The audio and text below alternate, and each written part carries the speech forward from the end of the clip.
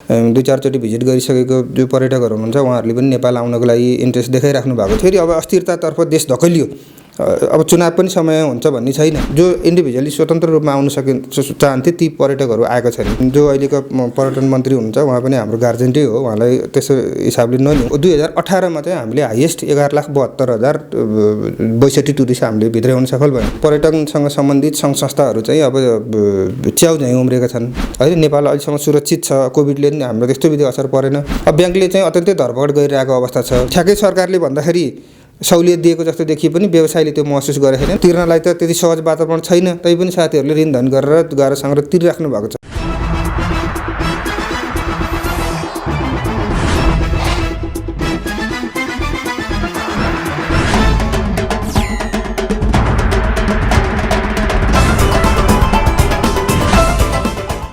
दर्शकवृन्द नमस्ते। कार्यक्रम आर्थिक संवादमा यहाँहरूलाई हार्दिक स्वागत गर्दछु। म नवीन काफ्ले। विश्वभर फैलिएको कोरोना भाइरस र त्यससँगै नेपाल सरकारले जारी गरेको लकडाउनका कारण नेपालको पर्यटन क्षेत्र सबैभन्दा बढी मात्रामा प्रभावित बन्न पुग्यो।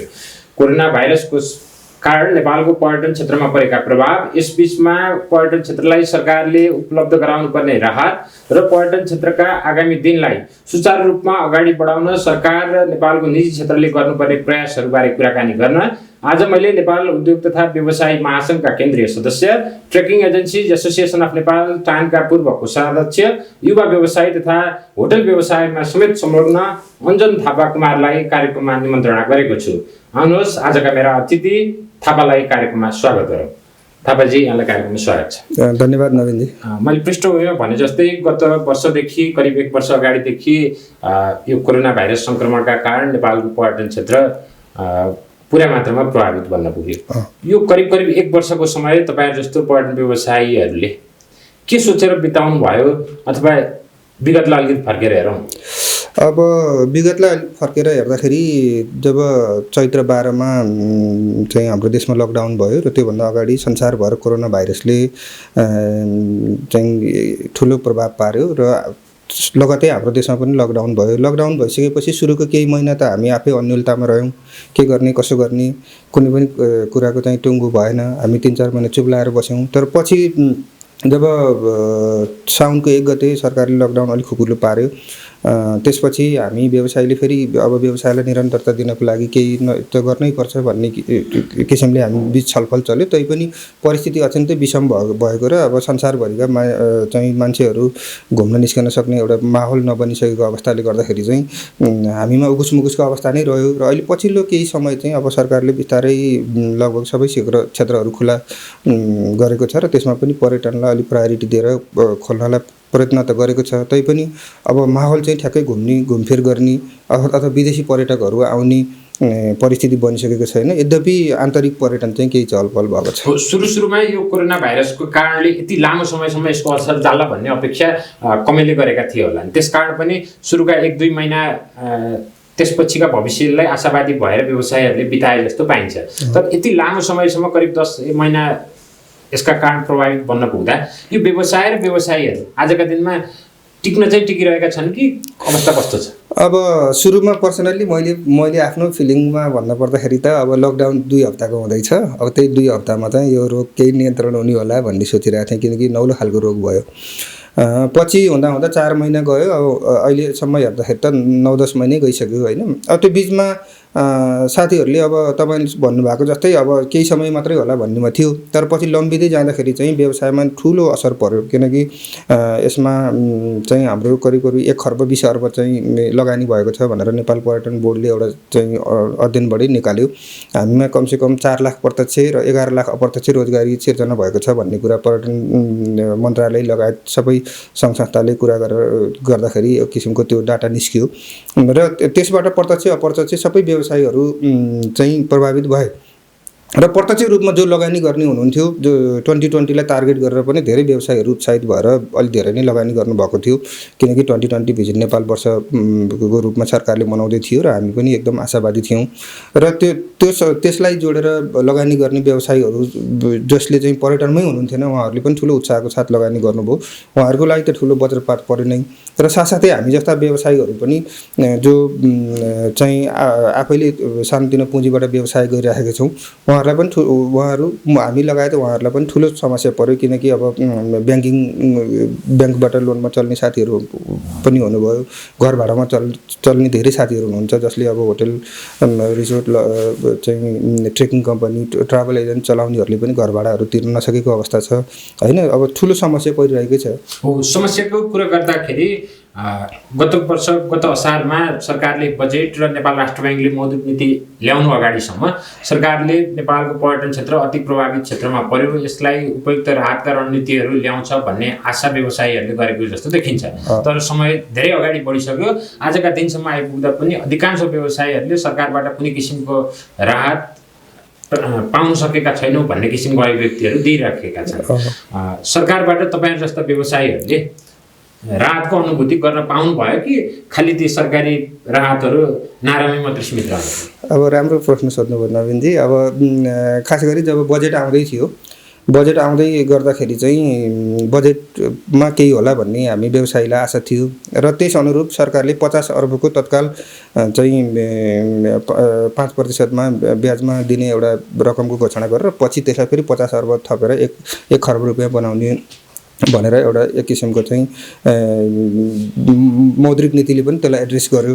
र सँगसँगै हामीलाई के लाग्यो भने अब चाहिँ यसरी सरकारले हामीलाई फेसिलिटेट गर्दैछ, पर्यटन क्षेत्रलाई विशेष गरी सरकारले प्रोत्साहन दिइरहेछ भन्ने कुरामा चाहिँ हामी आश्वस्त थियौँ र तत्कालीन पर्यटन मन्त्री योगेश भट्टराईले पनि पहल गरेर यसलाई अगाडि बढाउनु भएको थियो र त्यसै अनुसारले चाहिँ हामीले के सोचेका थियौँ भने अब चाहिँ कमसेकम 5%मा ब्याजमा चाहिँ रकम त्यो ब्याङ्कमा जति लोन छ त्यो चाहिँ पाइन्छ भन्ने हामीले आशा गरेका थियौँ र साथसाथै रनिङ कस्टको लागि मजदुर लगायत अरू एक्सपेन्सेसहरू कभर गर्नको लागि पनि फेरि केही रकमहरू छुट्याएको छ भन्ने कुरा चाहिँ पत्र पत्रिकाहरूमा आयो र सम्बन्धित मन्त्रालयले पनि त्यो भनिरहेको अवस्था थियो।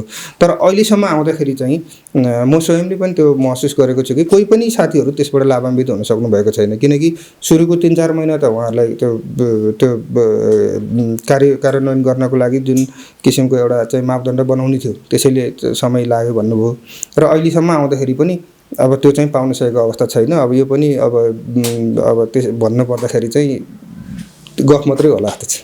आजका दिनमा हामी कुरा गरिरहँदा सन् 2021 देखि पर्यटन पुरानै गतिमा फर्किएला अथवा नयाँ ढङ्गले पर्यटकहरू नेपाल आउन सुरु होला भन्ने अपेक्षामा पनि व्यवसायीहरू रहेको जस्तो देखियो। तर आजका दिनसम्म आइपुग्दा पनि एकातिर कोरोना भाइरसका नयाँ नयाँ किसिमका प्रकार विश्वभर देखिएको अवस्था, दोस्रो हिसाबले देशभित्रै पछिल्लो समयमा जुन किसिमले राजनीतिक घटनाक्रमहरू विकास भए यसले पनि पर्यटन क्षेत्रलाई प्रभावित बनाउँछ भन्ने व्यवसायीहरू कतिपय बताएको हामी पाउँछौँ। नेपालको पर्यटन क्षेत्रको भविष्यलाई लिएर करिब 1 वर्ष यसरी गुजारिसके पछाडि यसको भविष्यका विषयमा तपाईहरु जस्ता व्यवसायीहरू कतिको आशावादी हुनुहुन्छ? सर्वप्रथम त नेपालको राजनीति अब विगत लामो समयदेखि अत्यन्तै घञ्चकरमा फस्यो।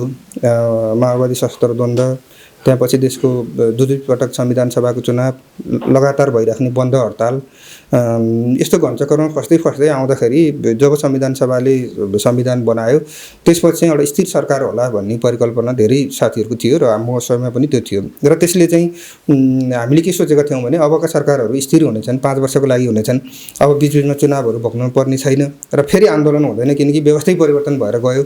अब चाहिँ फेरि हामी लगायत हाम्रा शरणार्थीले चाहिँ फेरि आन्दोलन गर्नु पर्दैन। अब चाहिँ कमसेकम व्यवस्था स्थिर भएपछि पर्यटकहरू पनि आउँछन् र समग्र गतिविधि चलायमान हुन्छ भन्ने हाम्रो चाहिँ बुझाइ थियो र मलाई लाग्छ आम नेपाली जनताको बुझाइ पनि त्यही छ।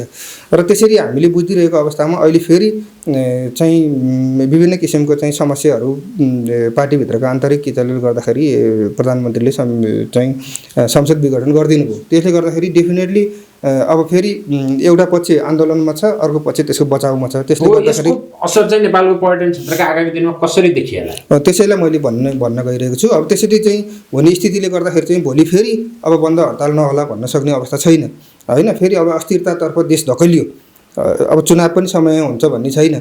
त्यसले गर्दाखेरि चाहिँ अब के हुन्छ त भन्दा यसको समग्र मार चाहिँ फेरि पर्यटन क्षेत्रले भोग्नुपर्ने हो कि भन्ने देखिन्छ, किनकि अब जुन देशमा शान्त वातावरणमा पर्यटकहरू घुम्न सक्छन्, मन खुलेर आनन्दसँग चाहिँ घुमफिर गर्न सक्छन्, त्यहीँ जाने हो पर्यटक। कोही पनि बन्द हडताल, द्वन्द्व, लफडा भएको इराक अफगानिस्तानमा टुरिस्ट जाँदैनन्, त्यस्तै किसिमले यहाँ पनि त्यस्तो द्वन्द्व भयो भने टुरिस्टहरू आउँदैनन्। तर साथसाथै के हो भने अब पर्यटन क्षेत्रलाई हामीले अहिले भन्नुपर्दाखेरि अहिले शून्य अवस्थामा रहेको पर्यटन क्षेत्र बिस्तारै चलायमान हुन्छ कि भन्ने आशा चाहिँ छ, किनकि यो आशा विगत करिब 1 महिना अगाडिसम्म कोरोना भाइरसका कारणले सिर्जित अवस्था लगभग अन्त्य भएर नयाँ बुकिङहरू आउन थालेका भनेका जस्ता समाचारहरू पनि केही बाहिर आएका थिए। यहाँ स्वयं होटल व्यवसाय टुर अपरेटर समेत हुनुहुन्छ। यहाँहरूको विदेशी टुर अपरेटर र पर्यटकहरूसँग पनि बारम्बार सम्पर्क हुन्छ। आजका दिनमा आगामी दिनहरूका बुकिङको अवस्था चाहिँ कस्तो छ? अब अहिले तपाईँले भन्नुभएको जस्तै हाम्रा विदेशी एजेन्टहरूसँग हाम्रो निरन्तर छलफल भइरहेको छ र अब पर्सनल्ली 2-4 चोटि भिजिट गरिसकेको जो पर्यटकहरू हुनुहुन्छ उहाँहरूले पनि नेपाल आउनको लागि इन्ट्रेस्ट देखाइराख्नु भएको छ र त्यसको लागि चाहिँ पहिलो नम्बरमा वातावरण बन्नु पर्यो। वातावरण बन्ने भनेको पहिला अहिले त संसारका धेरै व्यक्तिहरू उकुसमुकुस भएर कोभिडको भ्याक्सिनकै पर्खाइमा छन् र केही देशहरूमा अब भ्याक्सिन लगाउन पनि सुरु गर्यो होइन। त्यसले गर्दाखेरि मलाई लाग्छ अब फेब्रुअरी मार्चसम्म ती धनी देशका युरोप अमेरिका अस्ट्रेलिया लगायतका देशका मान्छेहरूले चाहिँ भ्याक्सिन लगाइसक्नेछन् र भ्याक्सिन लगाइसकेपछि चाहिँ उनीहरू घुम्न निस्किनेछन्, किनकि हाम्रो देशमा भ्याक्सिन आउने नआउनेसँग उनीहरूलाई सरोकार रहने छैन। उनीहरू भ्याक्सिन लगाएपछि उनीहरू सुरक्षित हुन्छन्।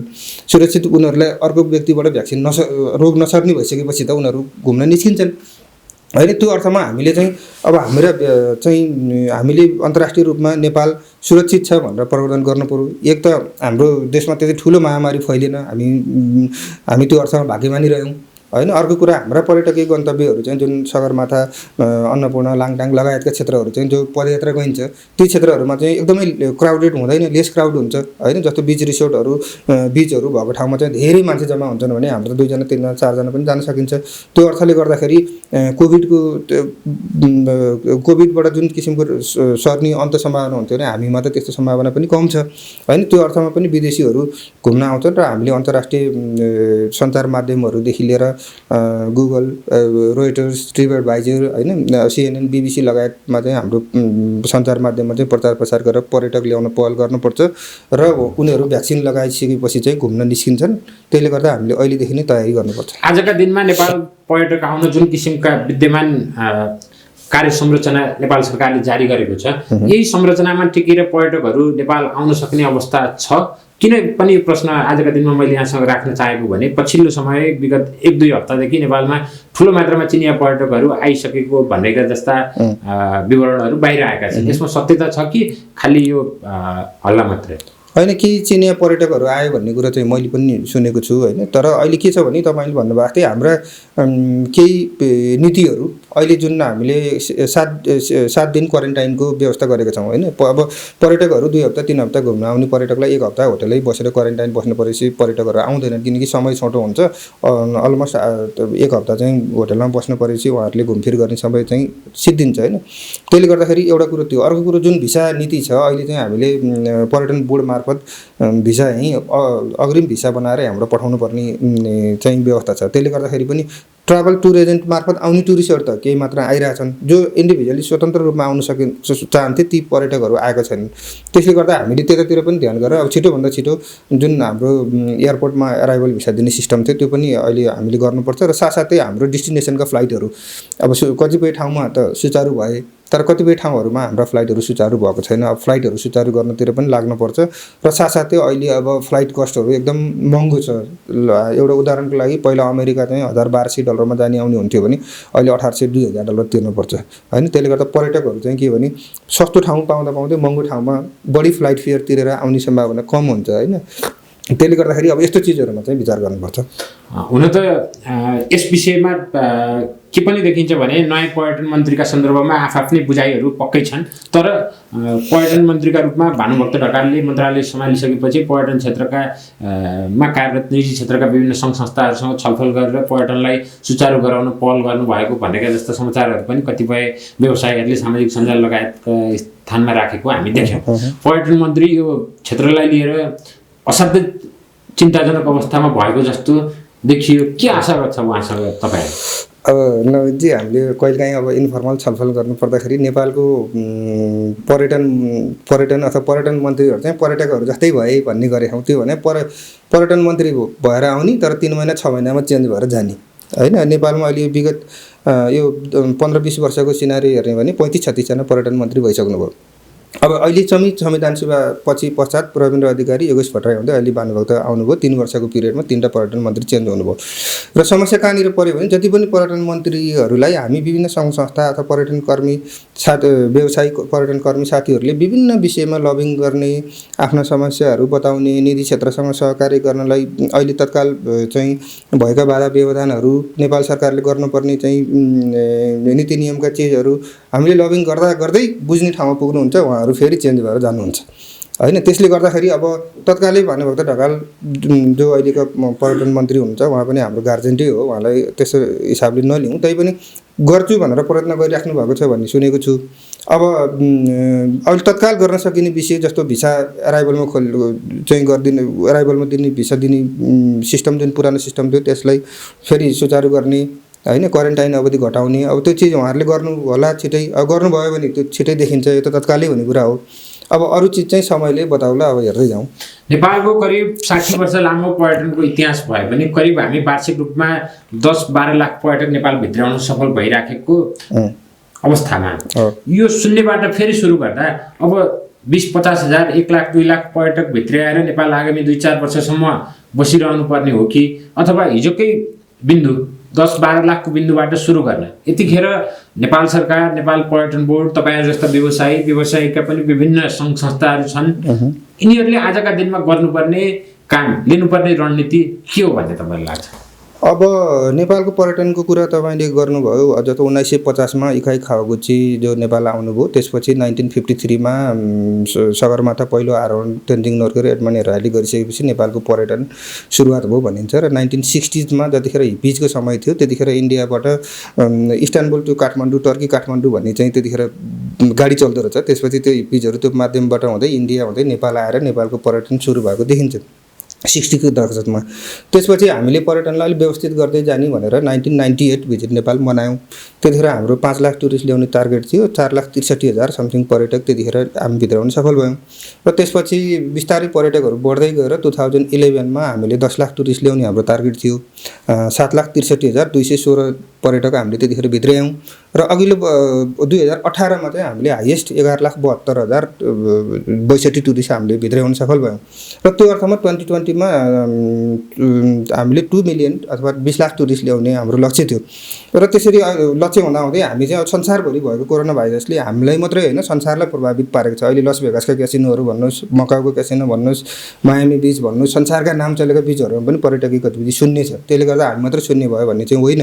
र साथसाथै हाम्रो टार्गेटमा थोरै धक्का लागेको अवस्था त हो, तर बिस्तारै तपाईँको चाहिँ जतिखेर कोभिडको भ्याक्सिन लगाइसक्छन् त्यसपछि मेरो विचारमा लगभग हामी मार्च अप्रिलमा 20-25% पर्यटकहरू हामी कहाँ आउँछन् र अर्को सेप्टेम्बर अक्टोबरसम्ममा चाहिँ हामीले हाम्रो टार्गेट जस्तो 20 लाख त म भन्दिनँ, हामीसँग 4-5 लाख पर्यटक चाहिँ आउलान् जस्तो लाग्छ।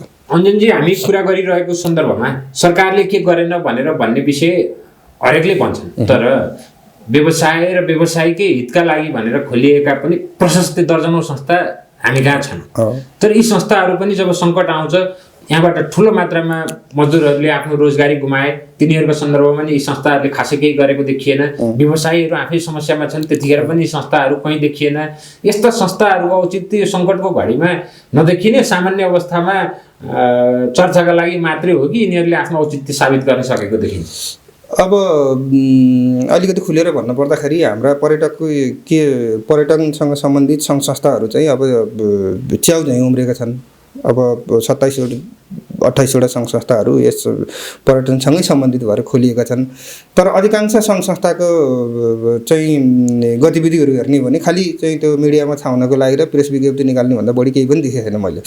र अहिले जुन तपाईले भन्नुभएको थियो नेपालको पर्यटकीय गतिविधि चलायमान गर्ने सन्दर्भमा के काम भयो भन्ने कुरामा यसो अहिले सरसर्ती हेर्दा पनि अब धेरै ठाउँमा दौडधुप गरेको जस्तो देखिन्छ, तर रिजल्ट नै आएन। जबसम्म रिजल्ट आउँदैन तबसम्म त उसले काम गरेको औचित्य पुष्टि हुँदैन हैन। त्यसले गर्दाखेरि अब नेपाल सरकार, पर्यटन बोर्ड, विभिन्न सङ्घ संस्था सबैको समन्वयमा एउटा वर्किङ कमिटी बनेर त्यो वर्किङ कमिटीले नै एउटा ठोस पोलिसी भोलिको लागि कार्यान्वयनमा कसरी जाने, भोलि पर्यटकहरू ल्याउनलाई के गर्ने भन्ने किसिमको एउटा चाहिँ अहिले कोभिड क्राइसिसको लागि एउटा टिम बनाउनु पर्ने आवश्यकता मैले देख्छु।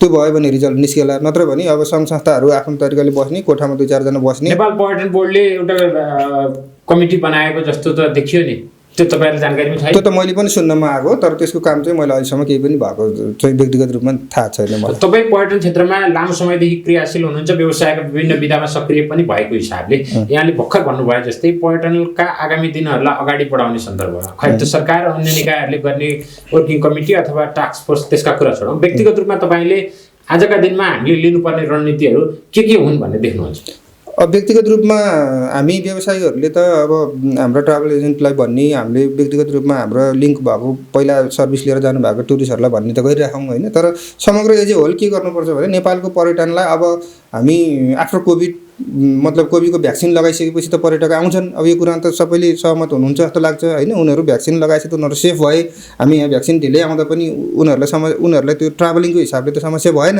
र त्यतिखेरको लागि हामीले हेरेर अहिलेदेखि नै अब जस्तो अहिले दुबईले PCR गरेपछि घुम्न पाउने गरेर दुबई खुल्ला भयो होइन। त्यस्ता धेरै ठाउँहरू छन्, उसले खोलिसकेका छन्। अब हामीले पनि त्यो मोडेलमा जानु पऱ्यो होइन। साथसाथै अब हामीले अब अहिले इन्डिया, दुबई, जापान लगायतले अहिले चाहिँ अनलाइन रोड शो चलाइरहेछन् होइन। अनलाइनबाट चाहिँ भर्चुअल माध्यमबाट उनीहरूको देशको प्रचारहरू गरिरहेछन्। अब हामीले पनि अनलाइन भर्चुअल रोड सोहरूमा चाहिँ भाग लिनु पऱ्यो। अब सेप्टेम्बर अक्टोबरलाई टार्गेट गरेर अहिलेदेखि नै हामीले अब CNN, BBC होइन, अब रोइटर्स, ट्रिप एडभाइजर होइन, अब यो तपाईँको चाहिँ लोन्ली प्लानेट जुन संसारका धेरै चाहिँ ट्राभल गर्नेहरूले पढ्छन्, त्यस्ता ठाउँहरूमा चाहिँ हामीले अहिले एड गर्नु पऱ्यो, प्रचार प्रसार गर्नु पऱ्यो, उनीहरूसँग समन्वय गर्नु पऱ्यो होइन। नेपाल अहिलेसम्म सुरक्षित छ, कोभिडले हाम्रो त्यस्तो विधि असर परेन भन्ने हिसाबले चाहिँ आउनु सुरक्षित छ भनेर भन्नु पऱ्यो र नेपालको चाहिँ डेस्टिनेसनहरू प्रचार प्रसार गर्नु पऱ्यो। नेपाल भ्रमण वर्ष 2020लाई लक्षित गरेर नेपालको पर्यटन क्षेत्रमा ठुलो मात्रामा लगानी भएको थियो। ठुला होटल, विदेशी चेन होटलदेखि लिएर नेपालमै पनि विभिन्न ठुला होटलहरू निर्माण भए, पर्यटन क्षेत्रमा ठुलो लगानी भयो। तर पर्यटन वर्ष सुरु हुन पश्चात कोरोना भाइरसको कारणले यो अवस्था सिर्जित हुन पुग्यो, जसका विषयमा हामी लामो चर्चा गरिसक्यौँ। पर्यटन क्षेत्रमा भएको लगानी जुन ठुलो मात्रामा छ, त्यसको भविष्यलाई लिएर तपाईँ जस्तो लगानी गरिरहेका व्यवसायीहरू के सोचिरहनु भएको छ आजका दिनमा?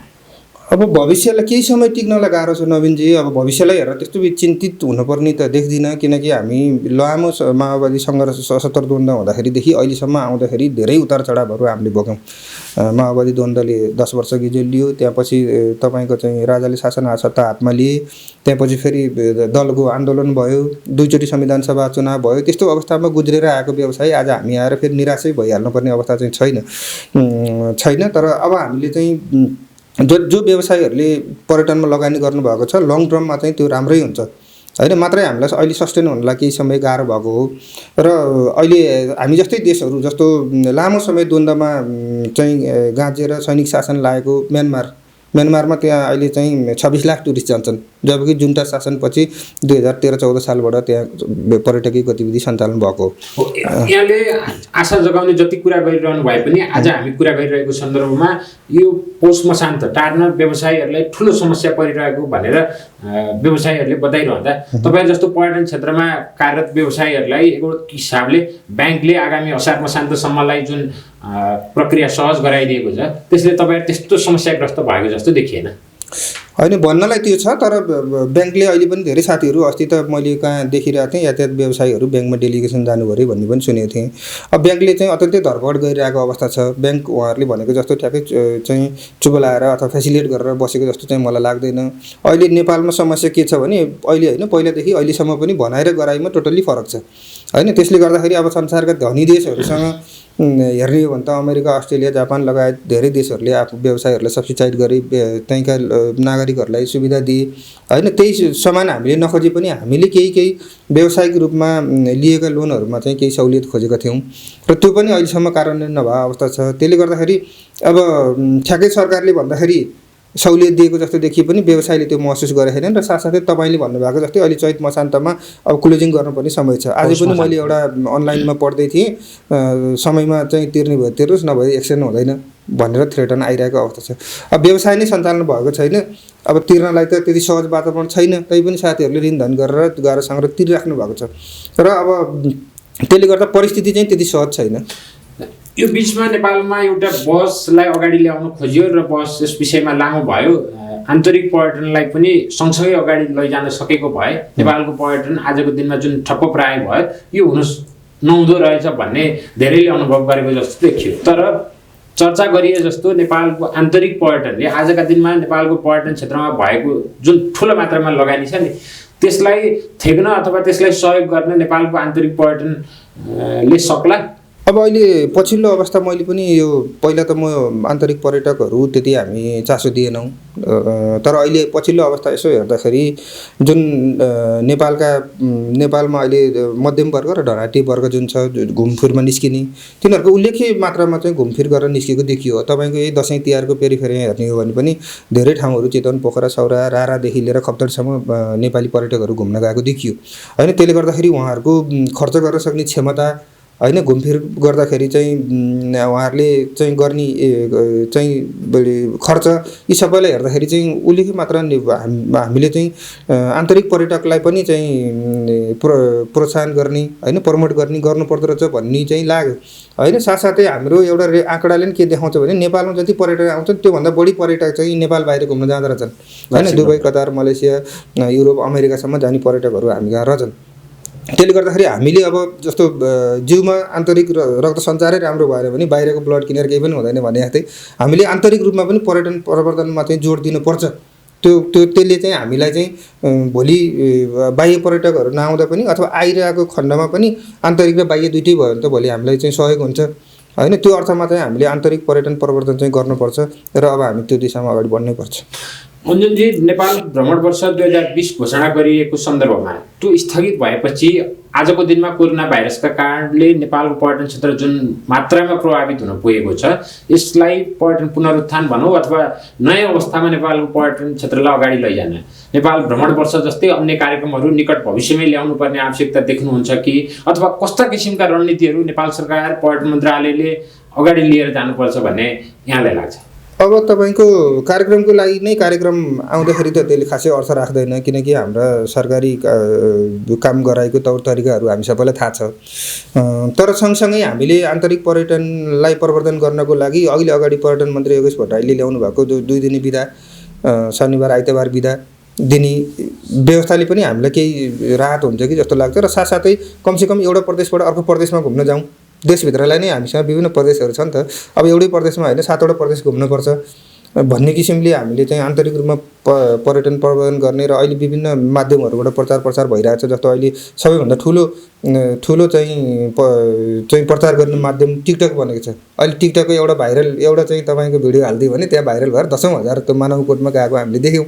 त्यसले गर्दाखेरि हामीले यस्ता चिजहरूलाई पनि अलिकति ग्र्याब गरेर जेबाट प्रचार गर्दाखेरि हाम्रो डेस्टिनेसनहरू प्रचार हुन्छन् त्यस्तो ढङ्गले हामी जानुपर्छ। यो सरकारी संयन्त्र मात्रै भन्ने अनि त्यहाँबाट 2-4 जना बुढापाका बस्ने हामी जस्ता केही मान्छेहरू बसेर गफ मात्रै गरे भने पर्यटक आउँदैन। हामीभन्दा पनि अलि यङ जेनेरेसन जो एडभान्स छ, टेक्नोलोजीमा चाहिँ अपडेटेड छ होइन, उसका चाहिँ 5-7 लाख फलोवरै हुन्छन् होइन। तिनीहरूलाई पनि अब चाहिँ समेत अलिकति नयाँ पिँढीलाई पनि उकास्ने ढङ्गले उनीहरूलाई पनि अलिकति अपग्रेड गर्ने ढङ्गले उनीहरूलाई व्यवसाय पनि बनाउने र उनीहरू घुमफिर गर्न जाने किसिमको त्यो सर्कलसम्म पुग्ने हिसाबले चाहिँ प्रचार प्रसार गर्नुपर्छ। हस् अन्जनजी, हामी अपेक्षा गरौँ यो कोरोना भाइरसका कारणले सिर्जित समस्या विश्वभरबाट चाँडै मुक्त भएर जाओस् र नेपालको पर्यटन क्षेत्र आगामी दिनमा छिट्टै पुनरुत्थान भएर जाओस् र यसमा यहाँले भन्नुभए जस्तै प्रविधिको प्रयोगमा नेपालको पर्यटन क्षेत्र आगामी दिनमा केन्द्रित भएर लाग्न सकोस्। यहाँको महत्त्वपूर्ण समय र विचारका लागि हार्दिक धन्यवाद। नमस्ते। धन्यवाद नवीनजी। तपाईँ र तपाईँको अर्थ र व्यापार टेलिभिजनलाई मेरो केही जिज्ञासा, मेरो केही चाहिँ राय, मेरो केही चाहिँ शब्दहरू राख्ने मौका दिनुभएकोमा तपाईँलाई धन्यवाद दिन्छु। नमस्ते।